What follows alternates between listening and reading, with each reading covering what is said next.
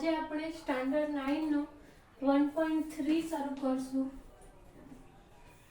દ્રવ્યની અવસ્થાઓ. Standard 9 science. તો દ્રવ્યની અવસ્થાઓ શેને આધારે નક્કી થાય છે? તો દ્રવ્યની અવસ્થાઓ એ કોઈ પણ દ્રવ્યના જે અણુઓ છે તેની ગોઠવણ, એની લાક્ષણિકતાના આધારે દ્રવ્યની અવસ્થાઓ નક્કી થાય છે. પહેલા આપણે 1.2 માં દ્રવ્યની લાક્ષણિકતાઓ ભણ્યા, તો એના પરથી દ્રવ્યની લાક્ષણિકતાઓ જેમ કે એની દ્રવ્યના કણોની ઉર્જા, દ્રવ્યના કણોની અવસ્થા વગેરેના લઈને 3 અવસ્થાઓ નક્કી થઈ: ઘન, પ્રવાહી અને વાયુ. તો પહેલી અવસ્થા છે ઘન. હવે અત્યાર સુધી તમે આગળના ધોરણોમાં આ બધું તો ભણ્યા જ હશો. ઘન, પ્રવાહી, વાયુ શું છે આ બધું જ તમને ખબર હશે કે ઘન શું છે, પ્રવાહી શું છે, વાયુ શું છે, દરેકના અણુ એકબીજાથી કેટલા અંતરે હોય છે, શેના લીધે ઘન, પ્રવાહી અને વાયુ બને છે, આ બધું તમને ખબર જ હશે. પણ આપણે એક્ઝામમાં આપણા સ્ટાન્ડર્ડના લેવલને ધ્યાનમાં રાખીને, આપણા પ્રશ્નોના માર્કને ધ્યાનમાં રાખીને કયા કયા મુદ્દાઓ લખવાથી સારા માર્ક મેળવી શકાય એ વિશે આપણે ભણીશું, અને કયા કયા મુદ્દાઓ કવર કરીએ જેથી આપણે વધુમાં વધુ માર્ક મેળવી શકીએ અને પરીક્ષાનો જે આપણો પેપર ચેકર હોય એના ધ્યાનમાં આપણે કેવી રીતે આવી શકીએ. તો ઘન માટે આટલા મુદ્દાઓ છે. તો ધારો કે આપણે એક ઘન છે આપણી પાસે,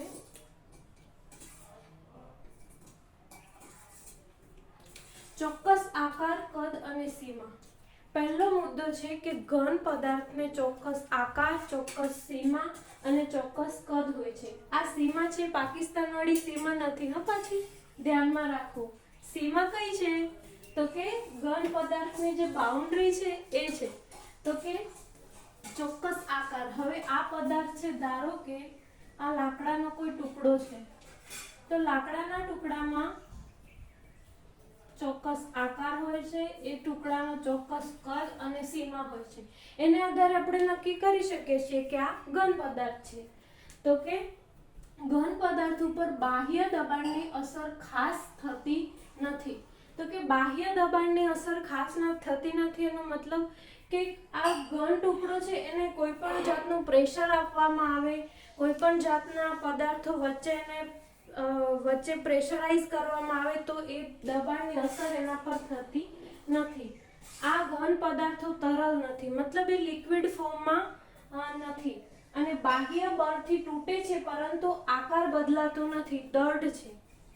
એટલે કે આ લાકડાના ટુકડા ઉપર તમે એક જોશથી છરો કે એને જોશથી પ્રેશરાઇઝ કરો તો એ તૂટી જશે, પણ એનો આકાર મતલબ ગોળમાંથી ચોરસ નહીં થાય, ચોરસમાંથી ગોળ નહીં થાય, પણ એ ગોળના 2 ટુકડા થશે, ચોરસના 4 ટુકડા થશે, પણ એનો આકાર બદલાશે નહીં, એવું કહેવા માંગે છે. હવે અહીંયા આપણને એનસીઈઆરટીમાં 3 ઉદાહરણો આપેલા છે: રબર બેન્ડ, મીઠું અને વાદળી.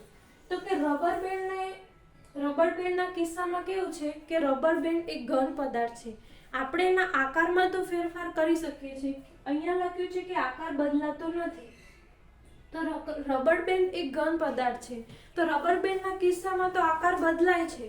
તો એના કિસ્સામાં કેવી રીતે સમજવું? તો કે એના ઉપર દબાણ આપવામાં આવે તો એનો આકાર બદલાય છે, પણ જ્યારે દબાણ છોડવામાં આવે તો પાછો એ પોતાની પુનઃ સ્થિતિમાં ગોઠવાઈ જાય છે. મતલબ કે એટલું બધું વધારે એને પ્રેશરાઇઝ કરવામાં આવે તો એક પોઈન્ટ એવો હશે કે રબર બેન્ડ તૂટી જશે. મતલબ કે જે આપણે અહીંયા કહ્યું કે બાહ્ય બળથી તૂટે છે પરંતુ આકાર બદલાતો નથી, એ વાત અહીંયા સાચી સાબિત થાય છે. મીઠું. તો કે મીઠાને તમે કોઈ પણ ગ્લાસમાં ભરો, વાટકીમાં ભરો, ડબ્બામાં ભરો તો એ પ્રકારનો આકાર ધારણ કરી લેશે જેમ કે પ્રવાહી ધારણ કરે છે, પણ એના કણોનો મતલબ એના નાના નાના જે અણુઓ છે, ક્રિસ્ટલાઇઝ ફોર્મ, તો એ નાના નાના એના અણુઓનો આકાર બદલાતો નથી. મતલબ ગોળ ગોળ નાના નાના મીઠાના કણ છે તો એ ચોરસ નથી બની જતા. અને વાદળી મતલબ એક સ્પંજ જેવું. તો કે એને આપણે એમ દબાવીએ તો એ દબાય છે અને પાછું એમ છોડી દઈએ તો એ પોતાની મૂળ અવસ્થામાં આવી જાય છે. તો કે એવું શા કારણે થાય છે? તો કે વાદળી જેવો નાનકડો જે સ્પંજ જેવો પદાર્થ છે એ પદાર્થને વચ્ચે નાના નાના હવાના કણો ભરેલા હોય છે. આ પદાર્થમાં નાના નાના છિદ્રો હોય છે અને એ છિદ્રોની અંદર હવા ભરાય છે. જ્યારે આપણે આને આમ દબાવશું તો એ હવા બહાર આવશે, મતલબ આ સંકોચાઈ જશે. જેવું છોડશું તો હવાના કણો અંદર જશે અને પોતાની મૂળ સ્થિતિ પ્રાપ્ત કરી લેશે, મતલબ એનો આકાર બદલાતો નથી. તો હવે આને યાદ કઈ રીતે રાખવું? તો કે એક્ઝામમાં આપણા ઉપર એટલું બધું પ્રેશર હોય કે ઘન પદાર્થ વિશે તો આટલું યાદ જ ના આવે એક્ઝામમાં આપણને. તો કે આ એક આકૃતિ યાદ રાખવી કે ઘન પદાર્થ છે. તો કે ઘન પદાર્થમાં વચ્ચે અણુઓ એકબીજાને કેવી રીતે ગોઠવાયેલા છે? એકદમ નજીક નજીક ગોઠવાયેલા છે. હવે આ એનો આકાર, કદ અને સીમા, આ બાઉન્ડ્રી ઉપરથી આપણને યાદ રહેશે કે ઘન પદાર્થને ચોક્કસ આકાર, ચોક્કસ સીમા અને ચોક્કસ કદ હોય છે. પછી તો કે બાહ્ય દબાણની ખાસ અસર થતી નથી. તો અહીંયા એક આપણે એક આવું પિસ્ટન જેવું અહીંયા મૂકી અને યાદ રાખી શકીએ કે બાહ્ય દબાણની કોઈ અસર થતી નથી. તરલ નથી, તો કે અહીંયા આ ઘન પદાર્થ છે તો કે તરલ નથી. તો આ મુદ્દો તમે એવી રીતે યાદ રાખી શકો કે પ્રવાહી તરલ છે તો ઘન તો તરલ હોતું નથી. બાહ્ય બળથી તૂટે છે પરંતુ તેનો આકાર બદલાતો નથી. મતલબ અહીંયાથી તમે આને અહીંયાથી એક લીટી કરી દો તો તમને યાદ આવી જાય કે બાહ્ય બળથી તૂટે છે, મતલબ એના બે ભાગ થાય છે પરંતુ એનો આકાર બદલાતો નથી. હવે આ કૃતિ પરથી આપણને ચારે ચાર મુદ્દા યાદ રહી ગયા કે ઘન પદાર્થ છે એને ચોક્કસ કદ, ચોક્કસ સીમા અને ચોક્કસ આકાર હોય છે. બાહ્ય દબાણની ખાસ અસર થતી નથી. જો એના પર વધુ પ્રેશર આપવામાં આવે તો એના બે ટુકડા થાય. બે ટુકડા મતલબ કે એનો આકાર બળથી તૂટે છે પરંતુ આકાર બદલાતો નથી અને એ તરલ નથી. તરલ નથી, આ એક મુદ્દો તમારે યાદ રાખવો પડશે. અને આ ત્રણ ઉદાહરણો, મતલબ આવા બીજા ઉદાહરણો પણ તમે એક્ઝામમાં લખી અને આ મુદ્દો આવી રીતે લખી શકો છો. તો આ આકૃતિ તમારે ખાસ યાદ રાખવી. હવે દ્રવ્યની અવસ્થામાં બીજો કે પ્રવાહી, તો કે ચોક્કસ આકાર નથી, નિશ્ચિત કદ ધરાવે છે. ધારો કે આપણે એક ગ્લાસ લીધો, આકૃતિ એટલી બધી સારી નથી મિત્રો, પણ તમારે સમજી જાઓ કે આ ગ્લાસ છે. હવે ચોક્કસ આકાર નથી, મતલબ કે આ ગ્લાસને તમે એક નાનકડા વાટલામાં ઠલવી દેશો તો આ વાટકાની અંદર પણ પાણી સમાઈ જશે. તો કે એનો આકાર નથી પણ કદ ધરાવે છે. કદ મતલબ કે આ 1 લીટર પાણી હશે તો એ વાટકામાં પણ 1 લીટર રહેશે અને ગ્લાસમાં પણ 1 લીટર રહેશે, પણ આમાં આકાર ગ્લાસ જેવો છે, આમાં આકાર વાટકા જેવો છે. હવે બીજું કે જે પાત્રમાં ભરવામાં આવે છે તે પાત્ર જેવો જ આકાર ધારણ કરે છે. આ આકૃતિ પરથી તમને બે મુદ્દા યાદ રહી જશે. ચોક્કસ આકાર નથી, નિશ્ચિત કદ ધરાવે છે. અહીંયા લખી દેવું કે 1 લીટર, અહીંયા પણ 1 લીટર. તો તમને યાદ રહી જશે કે કદ સેમ છે અને આકાર અલગ છે. બીજું યાદ રહી જશે કે જે પાત્રમાં ભરવામાં આવે તે પાત્ર જેવો આકાર ધારણ થયો છે. બીજું તો કે વહનશીલતાનો ગુણ ધરાવે છે, તરલ છે, સખત નથી. વહનશીલતાનો મતલબ પ્રવાહી છે એ વહી શકે છે, મતલબ એક જગ્યાએથી બીજી જગ્યાએ વહી શકે છે. તો વહનશીલતાનો ગુણ ધરાવે છે, તરલ છે. આ કયું છે? તરલ નથી, સખત ફોર્મમાં છે અને સખત નથી. તો કે આ તો આપણને યાદ રહે કે આ તરલ નથી, આ તરલ છે, આ સખત છે, આ સખત નથી. પણ એક્ઝામમાં યાદ આવવું જોઈએ ને કે આ તરલ નથી એવું અહીંયા લખવાનું છે અને આ સખત નથી એવું અહીંયા લખવાનું છે. એવું કેવી રીતે યાદ આવે? તો કે આપણે અહીંયા ગ્લાસમાંથી આપણે એક આમ નાનકડો ફુવારો બહાર જાય વાટકામાંથી તો આપણને એમ યાદ આવે કે પાણી અહીંથી વહીને બહાર જઈ રહ્યું છે, તો કે આ વહનશીલતાનો ગુણધર્મ ધરાવે છે અને આ તરલ છે. આ તરલ છે એમ યાદ આવે તો અહીંયા પણ યાદ આવી જાય કે આ તરલ નથી. ઓકે, મતલબ આ થોડુંક વાહિયાત છે પણ તમારે આવી રીતે યાદ રાખી શકાય. હવે વાયુમાંથી પ્રવાહી, તો વાયુ આ એક ઉદાહરણ દ્વારા સમજીશું મિત્રો. ધારો કે આપણે એક બોક્સ લીધું, એ બોક્સની અંદર વાયુ પદાર્થો ભરેલા છે, ધારો કે ઓક્સિજન. હવે આને એટલું બધું પ્રેશર આપવામાં આવે તો આ વાયુ પદાર્થો છે એ વાયુના વાયુ દ્રવ્યના કણો એકબીજાની એટલા બધા નજીક ગોઠવાઈ જશે કે તે પ્રવાહી ફોર્મ ધારણ કરશે. તો કે વાયુમાંથી પ્રવાહી બનાવી શકાય છે. તો હવે અહીંયા આપણે એક નાનકડો પિસ્ટન મૂકશું. તો એના પરથી આપણને યાદ આવે કે વાયુના પદાર્થોને આપણે દબાણ આપશું તો એ પ્રવાહી ફોર્મમાં બદલાશે. ઘન કરતા પ્રવાહીનો પ્રસરણ દર વધુ હોય છે. મતલબ જ્યારે તમે પ્રવાહી લખતા હો ત્યારે તમે ઘનને યાદ કરવાનું કે પ્રસરણ દર આપણે કાલે ભણાવ્યો હતો. તો ઘન કરતા પ્રવાહીનો પ્રસરણ દર મતલબ કોઈ પણ વસ્તુની અંદર કોઈ પણ ગ્લાસ લો પાણીનો, એમાં તમે ઘન પદાર્થ નાખો, બીજો એક ગ્લાસ લીધો એમાં લિક્વિડ નાખો, તો ઘન જલ્દી ઓગળશે કે પ્રવાહી પદાર્થ પાણીમાં જલ્દી ઓગળશે? તો કે પ્રવાહી.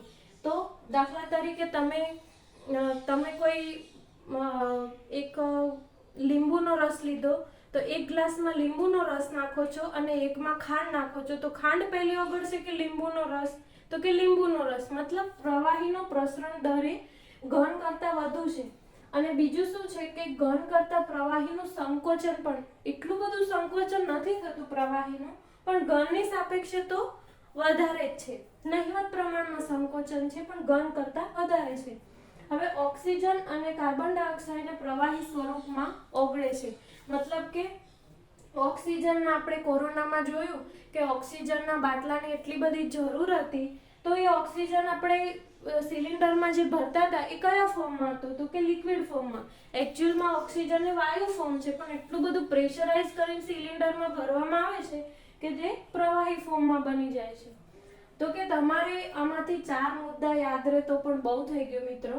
તો આ આકૃતિ પરથી તમને કેટલું યાદ રહ્યું? તો કે એક ગ્લાસ છે અને એક બાઉલ છે. તો એક ગ્લાસમાં આપણે પાણી ભર્યું, આમાં પણ પાણી ભર્યું. હવે આના પરથી પહેલો મુદ્દો શું યાદ આવે? તો કે પ્રવાહીને આકાર નથી. આમાં ભર્યું તો આકાર બદલાઈ ગયો, આમાં બદલાઈ ગયો, મતલબ આકાર નથી. 1 લીટર મતલબ કદ ધરાવે છે, મતલબ આકાર નથી અને નિશ્ચિત કદ છે. બીજો મુદ્દો, જે પાત્રમાં ભરવામાં આવે તે પાત્રનો આકાર ધારણ કરે છે. ત્રીજો મુદ્દો તો કે વાયુ પદાર્થોને જ્યારે દબાણ આપવામાં આવે તો તે લિક્વિડમાં ફેરવાય છે. તો કે વાયુ પદાર્થોને પ્રવાહી બનાવી શકાય છે. અને ચોથો મુદ્દો વહનશીલતાનો ગુણધર્મ. તો કે આ ફુવારા પરથી તમે યાદ રાખી શકો કે પ્રવાહી એ વહનશીલતાનો ગુણધર્મ ધરાવે છે. તો આ પ્રવાહી માટે તમારે આટલી આકૃતિ યાદ રાખવાની અને ઘન માટે આ આકૃતિ. હવે વાયુ માટે શું છે? તો કે ચોક્કસ આકાર કે કદ નથી, ચોક્કસ દળ ધરાવે છે. હવે ચોક્કસ આકાર કે કદ નથી, ચોક્કસ દળ ધરાવે છે, એનો મતલબ શું થયો? કે વાયુને નથી તો આકાર, નથી તો કદ અને ચોક્કસ દળ ધરાવે છે. હવે એક આપણે આવો સિલિન્ડર લઈએ,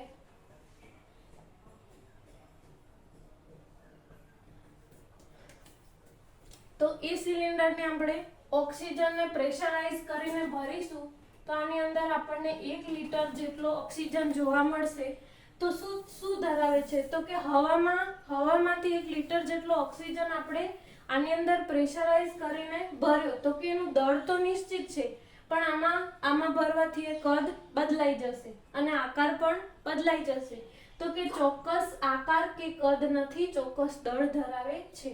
સંકોચનનો ગુણધર્મ છે, મતલબ સિલિન્ડરમાં ઓક્સિજન ભર્યો એનો મતલબ કે સંકોચાતો હોય તો જ આપણે એને સિલિન્ડરમાં ભરી શકીએ.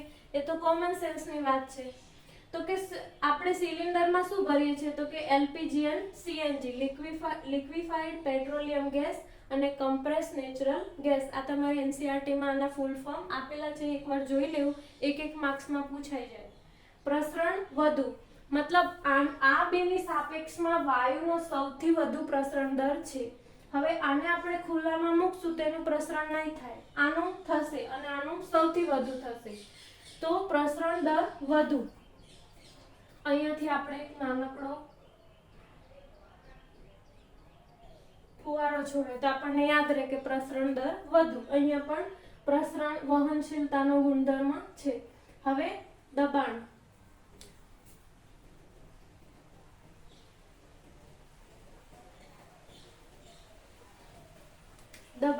પાત્રની દિવાલમાં વાયુના કણો દ્વારા પ્રતિ એકમ ક્ષેત્રફળ પર લાગતા બળને કારણે વાયુનું દબાણ ઉદ્ભવે છે. મતલબ કે ધારો કે આપણે બોક્સની અંદર વાયુના કણો ભર્યા, તો આ કણો છે બોક્સની દિવાલમાં કેટલું દબાણ આપશે એના પરથી નક્કી આ દિવાલની અંદર એ કેટલું દબાણ આપશે. તો પ્રતિ એકમ ક્ષેત્રફળ, આ શબ્દ તમારે ખાસ લખવાનો છે. પાત્રની દિવાલમાં વાયુના કણો પ્રતિ એકમ ક્ષેત્રફળ પર કેટલું બળ લગાડે છે એને આપણે દબાણ કહીશું. તો આ આકૃતિ પરથી આપણને યાદ રહે કે વાયુના કણો છે એ પ્રતિ એકમ ક્ષેત્રફળ દીઠ કેટલું દિવાલ ઉપર બળ લગાડે છે એને આપણે દબાણ કહીશું. દબાણ એટલા માટે કે વાયુને આપણે એટલું બધું પ્રેશરાઇઝ કરીને સિલિન્ડરમાં ભરીએ છીએ તો એની અંદર એ કણો પોતાની મૂળ અવસ્થા મતલબ ફેલાવા માટે પોતાની મૂળ અવસ્થા પ્રાપ્ત કરવાનો પ્રયત્ન કરે છે, એટલે દિવાલમાં એકદમ પ્રેશર ઉત્પન્ન થાય છે. તો એ પ્રેશર એ દબાણની આપણને વ્યાખ્યા આપી છે કે પાત્રની દિવાલમાં વાયુના કણો દ્વારા દિવાલની અંદર જે બળ પ્રતિ એકમ ક્ષેત્રફળ દીઠ જે લાગે તેને દબાણ કરે છે. તો મિત્રો આજે આપણે જોઈ લીધું કે ઘન, પ્રવાહી અને વાયુ આ ત્રણ દ્રવ્યની અવસ્થાઓ એ દ્રવ્યના કણોની લાક્ષણિકતાઓ ઉપરથી ડિવાઈડ કરવામાં આવી છે. તો આ રીતે આકૃતિઓ મગજમાં રાખી અને એક્ઝામમાં તમે એક એક મુદ્દો ઇઝીલી યાદ કરીને તમે લખી શકો છો. Thank you. આ ચેનલ તમને ગમે તો લાઈક કરવું, શેર કરવું એન્ડ સબસ્ક્રાઇબ કરવું. Bye bye.